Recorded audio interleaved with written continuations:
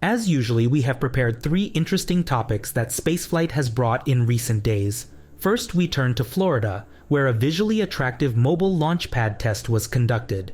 Next, we switch to California, where another batch of Starlink satellites was launched. Lastly, we take a glimpse of a vivid and dynamic-looking galaxy through the lens of the legendary Hubble Space Telescope.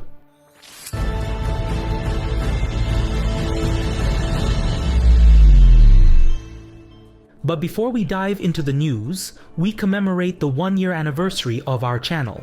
Spaceflight News has been here for you since November 1st, 2022. Thank you all very much for watching our show. We are pleased to see that the community of people interested in space exploration continues to grow. And now on to the first topic. This is the Mobile Launcher 1, or ML1, designed for the American SLS launch vehicle. Following the launch of the Artemis 1 unmanned mission last year, it underwent repairs and minor modifications.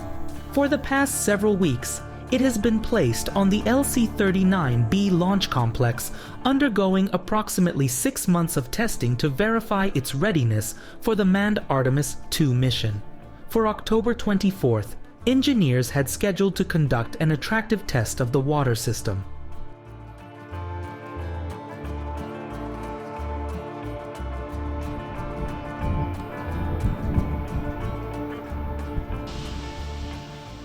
These spouts, sometimes referred to as rainbirds, are activated before the ignition of SLS engines. Though many believe the primary purpose of the water is to cool the pad and prevent damage, its main function is to muffle the extreme noise of the rocket's engines.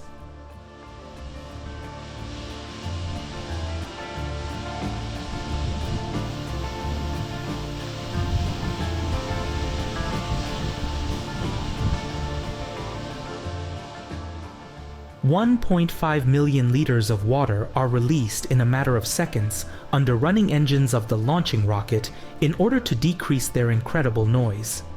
Millions of tiny droplets partially absorb the sound. Without this, the sound waves could mechanically damage the launch pad or bounce off it and damage the launch vehicle.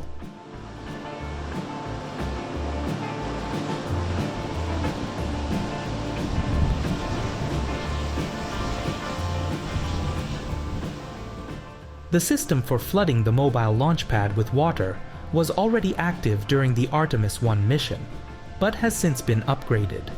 Engineers have adjusted the orientation of some of the spouts to ensure the water is directed to the exact desired locations.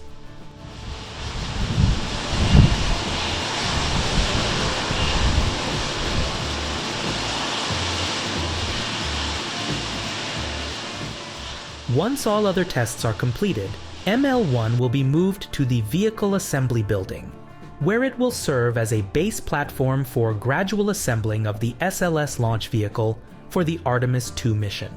This will be the first manned mission of the Artemis program and the first mission to return humans to the moon in over half a century.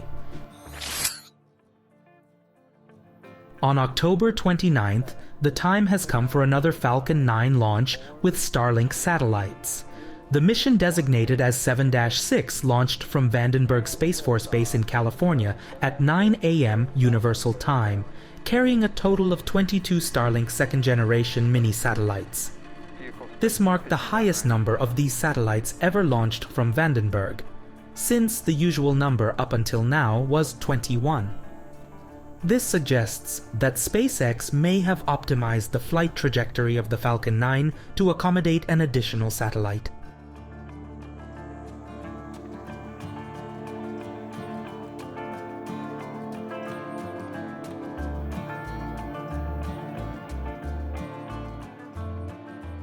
For several months, SpaceX has been launching second-generation mini-satellites rather than the 1.5-generation satellites. It is the word mini that confuses many people. The previous 1.5-generation satellites weighed around 300 kilograms, but the second-generation mini-satellites weigh around 800 kilograms, which does not accurately reflect the word mini.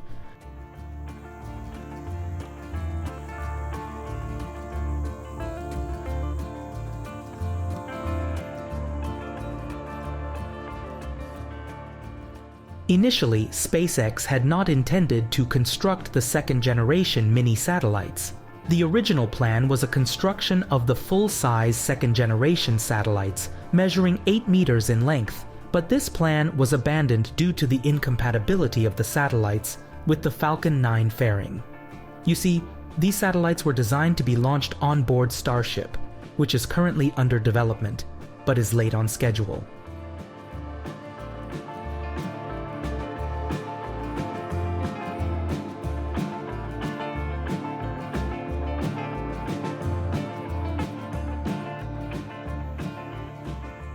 As a result, a scaled-down version of the second-generation satellites was created, which are named Mini. When folded, they measure 4.1 by 2.7 meters. They feature 2 photovoltaic panels, each measuring 12.8 by 4.1 meters when deployed. Each of them offers 4 times higher transmission capacity and a more efficient ion drive than the previous generation.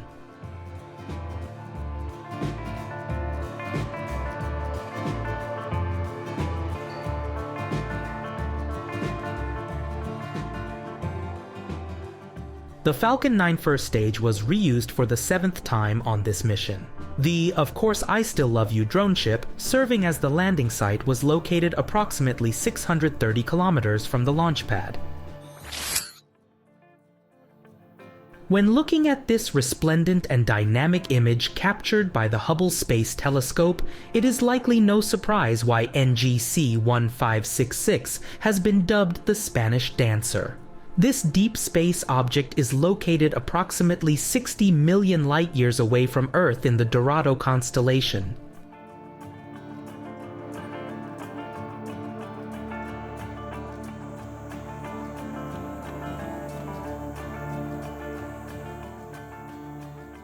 Galaxy NGC 1566 is part of a galaxy group situated in the Dorado constellation. Galaxies often coalesce into gravitationally interconnected systems. If hundreds of galaxies are linked in this manner, they are typically referred to as a galaxy cluster, whereas systems with dozens of galaxies are known as galaxy groups. However, the distinction between the two is often indistinct.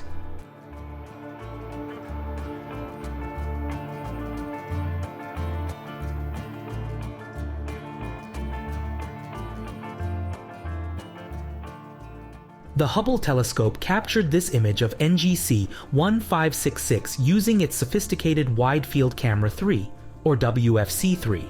It captured it not only in the visible light, but also in ultraviolet part of spectrum, which is not visible for human eyes. As with all photographs taken by the Hubble and Webb telescopes, this image can be downloaded in its original resolution. The link is provided in the video description. Thank you for your attention to today's episode of Spaceflight News. We are delighted in your interest in space news, and to ensure you do not miss future episodes, kindly consider subscribing to our channel. Additionally, you can find other interesting news on our profile on social network X, formerly known as Twitter. The link can be found in the video description.